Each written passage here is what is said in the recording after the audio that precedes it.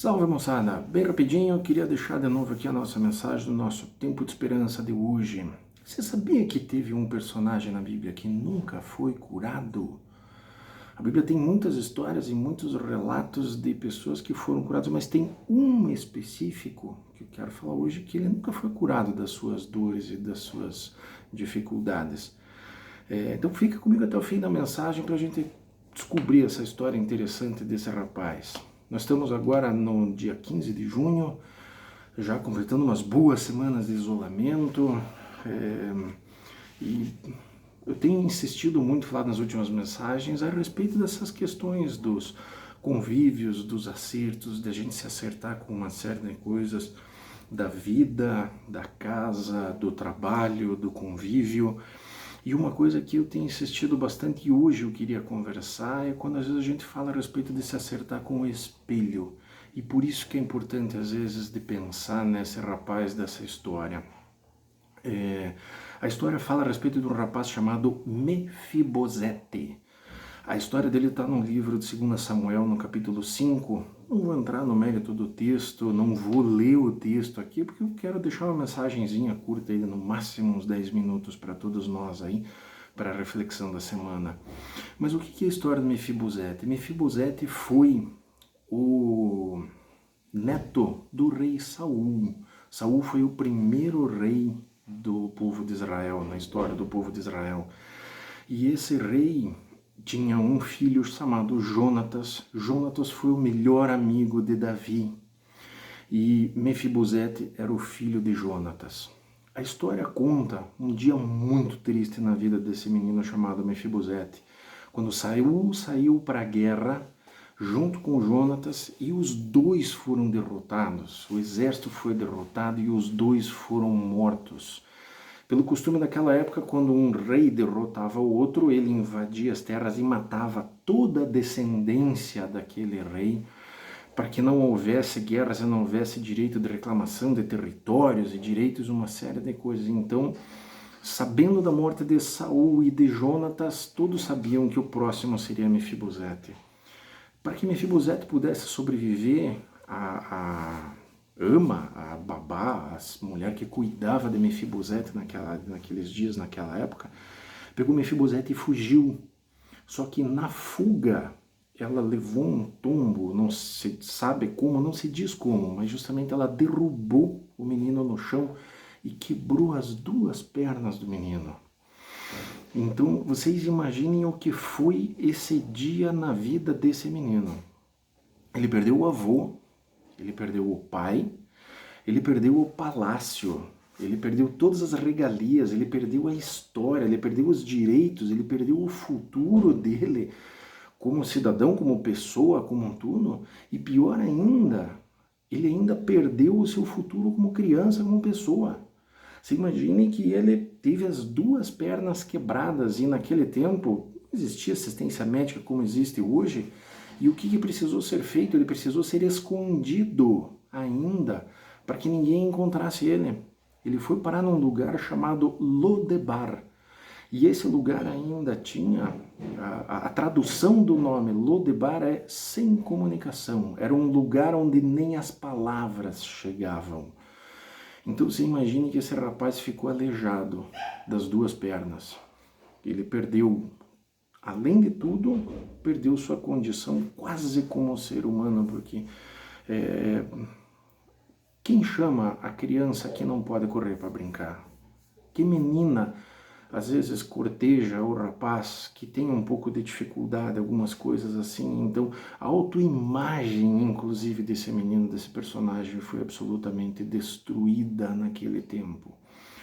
Passados muitos anos, Davi voltou Davi chegou a ser rei, ele não voltou, ele chegou a ser rei, e chegando a ser rei, ele perguntou justamente aos seus empregados: existe alguém ainda da casa de Jonatas que esteja vivo para que eu possa honrar minha amizade, para que eu possa honrar os compromissos que eu fiz com meu amigo em vida?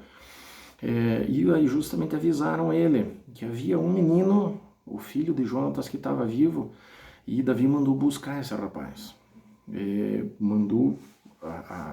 Só que ele justamente não conseguia andar. Não conseguindo andar, o rei mandou carregar ele de volta para dentro do palácio. Vocês já vão entender por que isso é tão importante. E dentro do palácio, novamente, o que o rei Davi fez? Restituiu todas as terras.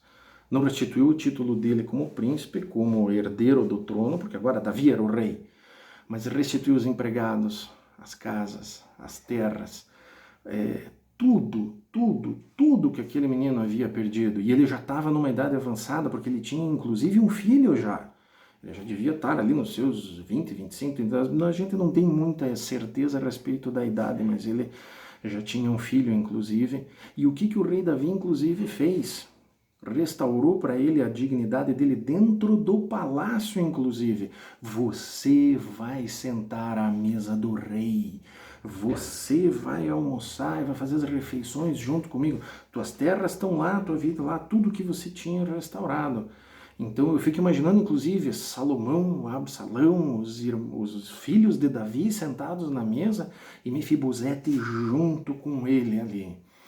Mas o que chama a atenção é justamente um discurso quando Davi pergunta para ele e conta para ele tudo isso que vai ser feito, tudo isso que vai ser montado e vai ser devolvido e vai ser restituído.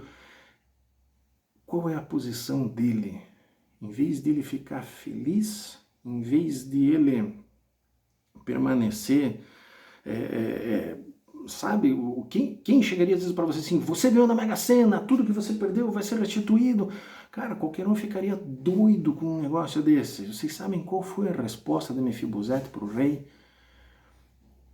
Que te importas para que se preocupe com um cão morto como eu? Ele mesmo recebendo de volta todas as coisas, tudo o que ele precisava, ele ainda se olhava no espelho e se enxergava como um cachorro morto. Tinha passado por tantas dores, tinha passado por tanta dificuldade, tinha passado por tanta coisa, que mesmo a chance de ser restituído em tudo que ele tinha antes, ele não conseguia se dar uma chance. E essa é a pergunta que fica.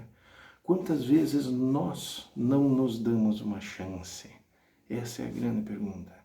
Esse rapaz, ele ficava olhando sentado na mesa. Sentado na mesa, você olhava ele e você via exatamente um príncipe. A Bíblia diz que Jonatas era um rapaz bonito, era um rapaz alto. Mefibosete também devia ter uma aparência de um príncipe. Sentado na mesa junto com todos os príncipes de Israel e naquela posição e naquele lugar, uma série de coisas. Mas ele não enxergava isso. A única coisa que ele conseguia enxergar era a condição dele de aleijado das duas pernas, aleijado do coração. Ele não se permitiu ser curado das suas dores.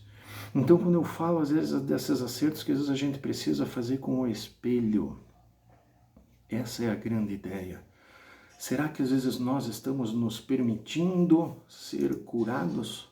Pegar aquela dor, aquela mágoa de estimação que às vezes a gente tem, que às vezes a gente gosta de se fazer de vítima, ou tem uma série de situações e de manias ou vícios que a gente carrega junto com a gente, que às vezes a gente não quer abrir mão, ou às vezes tem coisas que machucaram tanto a gente, que a gente não consegue às vezes mais vencer, ou às vezes a gente muitas vezes não se permite deixar vencer. Então essa é a história desse rapaz. Um rapaz que mesmo tendo restaurada toda a sua posição, toda a sua história, tudo, ele se olhava no espelho e ele só conseguia enxergar a sua condição de aleijado. Então fica a pergunta para a gente encerrar o vídeo. Como que você tem se enxergado quando você olha no espelho? Não? Se você consegue, olhe a tua posição, olhe o lugar. Porque mesmo que você não consiga andar, mesmo que você não consiga chegar, toda essa história faz uma alusão, inclusive, à transformação que Jesus pode fazer na vida da gente. O rei manda te buscar onde você estiver. Se você não conseguir andar, às vezes ele manda até alguém te buscar e te carregar para perto dele de novo. E você tem um lugar de filho adotado, de novo, frente à cruz, um lugar de vitória, um lugar sentado à mesa do Rei. E a gente tem que olhar essa nossa posição no reino, essa posição na igreja, essa posição na vida, essa posição que a gente pode ter aonde a gente for, restaurados das nossas dificuldades, restaurado no nosso coração, as raízes de amargura que eu falei da outra semana, removidas da nossa vida, restaurados como filhos que somos filhos de Deus. Mas para isso a gente tem que se permitir, porque aquele rapaz nunca permitiu que o coração dele fosse mexido e infelizmente ele nunca foi curado.